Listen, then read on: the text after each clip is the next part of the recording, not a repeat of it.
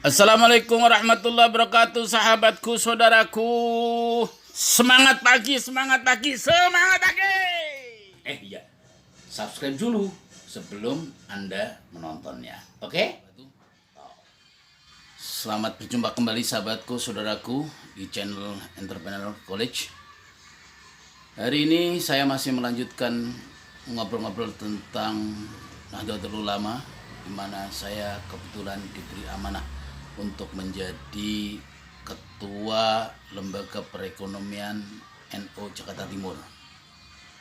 Jadi setelah saya masuk, saya mencoba ngobrol dengan banyak pihak, wabil khusus para pengurus, para aktivis di NU, dan juga beberapa Nahdien, beberapa Banom seperti Banser, Ansor, ya, Lakspersdam dan seterusnya. Saya banyak ngobrol dengan mereka dan diskusi dengan mereka. Apa sih problem utama di bidang di NU untuk mencapai sebuah kemandirian? Karena ini tema kemandirian, ini tema yang hari ini sedang hot di NU, supaya bagaimana NU secara organisasi mandiri. Dan insya Allah kayaknya kalau nggak salah ini akan menjadi tema di Muktamar Lampung yang akan datang. Maka itu saudaraku, saya ingin mengangkat satu problem yang saya setelah masuk ke NU secara struktural, saya menemukan satu problem yang saya kira cukup menjadi serius, yakni soal sumber daya manusia. SDM manusia NU itu sangat berlimpah kalau ngomongin jumlah. Wabil khusus kalau ini ranahnya adalah ranah ekonomi yang kemudian menjadi bidang saya, maka di titik inilah NU sangat menurut saya punya banyak PR sekali untuk bagaimana NU mampu mandiri kalau kualitas sumber daya manusianya masih seperti sekarang.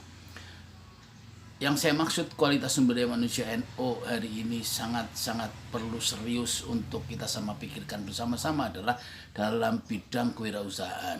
Bagaimana NU dengan manusianya yang sangat banyak, dengan jumlah jamiah yang sangat banyak, dengan banom, pemuda-pemudinya banyak, fatayat, NU, Ansor, Banser yang semuanya anak-anak muda. Mestinya ini menjadi satu aset potensial untuk bagaimana mengembangkan sebuah perubahan masa depan Nahdlatul Ulama menjadi mandiri.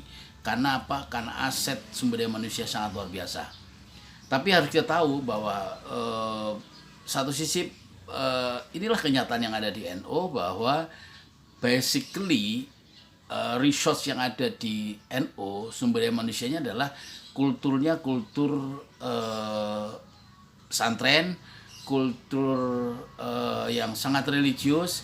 Di satu sisi banyak yang memang masih banyak komunitas desa, kampung, ya wong-wong desa lah sing akeh kayak gitu. Sehingga ini menjadi PR sendiri dalam konteks sebuah persaingan paradigma pemikiran kewirausahaan. Persaingan ekonomi yang begitu sangat luar biasa hari ini. Ya, hari ini kita harus akui bahwa NU yang sangat mayoritas ini belum mampu menjadi pengendali ekonomi di negeri ini. Ini PR besar kita.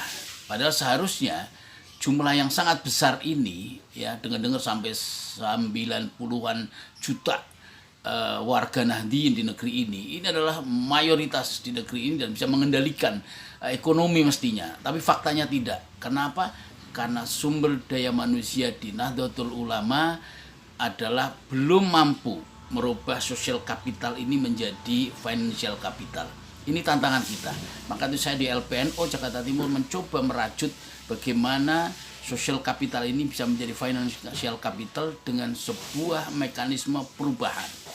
Perubahan seperti apa? Ya, perubahan bagaimana kita menginstall aspek-aspek paradigma pemikiran kewirausahaan supaya bisnis yang sesungguhnya itu sangat potensial di Nahdlatul Ulama karena jamiahnya yang sangat besar, bisa dirajut antar daerah misalnya, antar potensi yang ada di masing-masing wilayah. Tapi hari ini menjadi jalan masing-masing, ya, seperti tidak kayak rel gitu, masing-masing jalan sendiri-sendiri, tapi yang nggak jelas sampai kemana nanti. Karena apa? Roadmap-nya belum, saya kira PR besar dari PBNU atau NU pada umumnya. Roadmap-nya itu seperti apa? Grand design ekonomi NU itu seperti apa?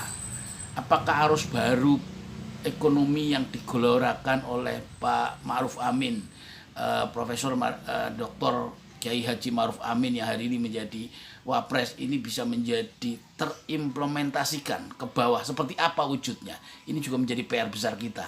Maka itu bagaimana aspek sumber daya manusia Nahdlatul Ulama yang anak-anak mudanya sangat banyak, yang santri-santrinya sangat banyak.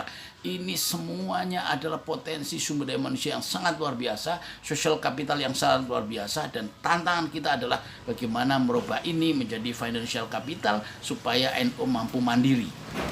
Nah, PR-nya apa? Saya sangat mengusulkan, maka itu di program kita di NU Jakarta Timur adalah bagaimana menggencarkan kualitas sumber daya manusia di bidang entrepreneurship harus menjadi perhatian utama.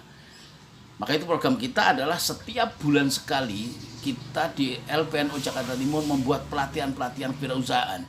Untuk apa tujuannya? Tujuannya aja saya ingin mengupgrade bagaimana kualitas SDM manusia NU dirubah paradigmanya. Karena apa? Karena background orang-orang NU itu adalah seperti yang saya bilang, santri, orang-orang desa, orang-orang marginal, yang ini paradigmanya adalah paradigma yang menjadi priayi. Apalagi di pesantren-pesantren, ya, Gus, kiai-kiai besar, romo kiai ini adalah raja-raja yang sangat luar biasa, dalam tanda kutip ya, yang sangat luar biasa, sendiko dawuh semua kepada santri. Ya, santri akan yes kepada para tokohnya, para kiainya, para gusnya, para pangeran di setiap kerajaan pesantren itu tadi, ya. Saudaraku, sahabatku, ini budaya yang seperti ini harus bagaimana bukan dirubah ya, tapi diinstal ya, ditambahi supaya spirit entrepreneurship, spirit wirausahaan itu akan menjadi sebuah arus mainstream yang paling utama di Nahdlatul Ulama. Karena apa? Karena NU punya spirit yang sangat luar biasa sejak didirikan, yakni spirit Nahdlatul Tujar. Spirit Nahdlatul Tujar ini sebuah spirit yang sejak kelahiran NU itu adalah orang-orang yang mandiri. Kita tahu sebelum negara Indonesia ini merdeka, pesantren-pesantren ini sudah mandiri. Ya, tapi belakangan begitu perubahan zaman sedemikian rupa, justru sekarang pesantren-pesantren kalau mau bangun pesantren minta proposal kemana-mana. Ya, ini kan PR bersama kita yang saya kira harus kita koreksi. Ada apa sumber daya manusia NU? Kok beberapa kalau mau bangun masjid, bangun pondok pesantren, bangun madrasah, itu kita rame-rame ngiderin proposal. Sahabatku semua, bagaimana supaya kemandirian pesantren, kemandirian Nahdlatul Ulama itu menjadi nyata? Ya, ekonomi yang harus dikuatkan, ekonomi warga Nahdien yang harus diutamakan, ekonomi komunitas pesantren yang harus diutamakan. Nah, sayangnya mereka soal-soal bagaimana gencarnya entrepreneurship itu masih sangat-sangat lemah dibanding komunitas-komunitas di luar sana, ya. Karena komunitas-komunitas di luar sana, di kampus-kampus umum pada umumnya misalnya, itu sangat luar biasa sekali, karena kebetulan saya sangat terlibat di berbagai kampus di seluruh Indonesia gitu loh ya. Saudaraku, sahabatku, ya. Jadi PR-PR besar di bidang ekonomi untuk mencapai kemandirian NU inilah saya kira yang harus menjadi arus mainstream ke depan. Caranya apa? Buat grand design-nya, buat roadmap-nya supaya yang di ranting, yang di MWC sampai ke yang di pengurus pusat ya, itu semua membuat sebuah arus ekonomi ini menjadi harokah, menjadi gerakan bersama. Ya, kenapa? Karena ini belum imbang antara gerakan politik ya yang hari ini di NU itu belum berimbang. Ya. Kenapa? NU itu menjadi sangat-sangat politis pada event-event tertentu seperti pilkada, pemilu dan sebagainya. Bahkan sering saya sebut walaupun ini bukan organisasi politik, NU adalah organisasi jamiah, tapi personal-personalnya atau kadang beberapa pengurusnya itu nyeret-nyeret juga NU ke politik. Satu sisi itu, walaupun itu oknum ya, tapi sisi lain juga kadang saya melihat bahwa kadang lebih politik dari partai politik. Ya, ini yang saya kira menjadi PR bersama supaya yang politik tidak ada masalah, silakan diteruskan. Tapi sisi lain ya, gerakan kewirausahaan, gerakan merubah mindset, perubahan paradigma berpikir, kemandirian itu harus menjadi arus mainstream utama di kalangan NU. Ya, komunitas pesantren harus dibangkitkan, santripreneur supaya munculnya anak-anak muda NU yang akan ke depan menjadi pengusaha-pengusaha hebat, konglomerat masa depan negeri ini berbasiskan Nahdliyin. Caranya ya bekali sejak dini, bekali dengan ilmu, bekali dengan pengalaman, bagaimana membangun sebuah spirit wirausaha ini.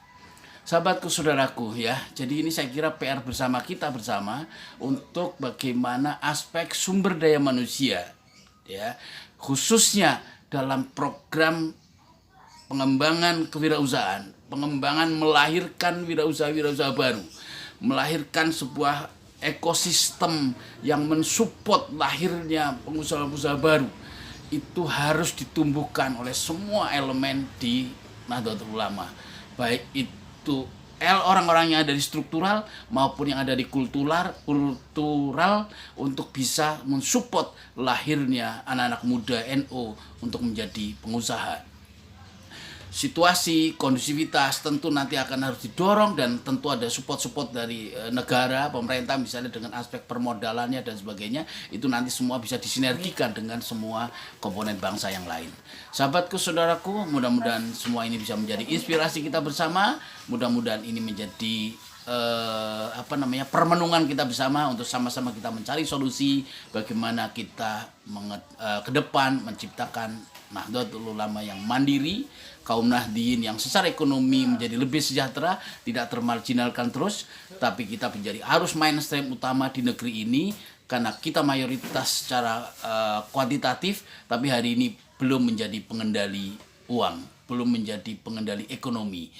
Problemnya adalah tadi sudah saya paparkan di depan, mari kita cari solusi sama-sama. Saudaraku, sahabatku, mudah-mudahan ini ada manfaatnya. Terima kasih.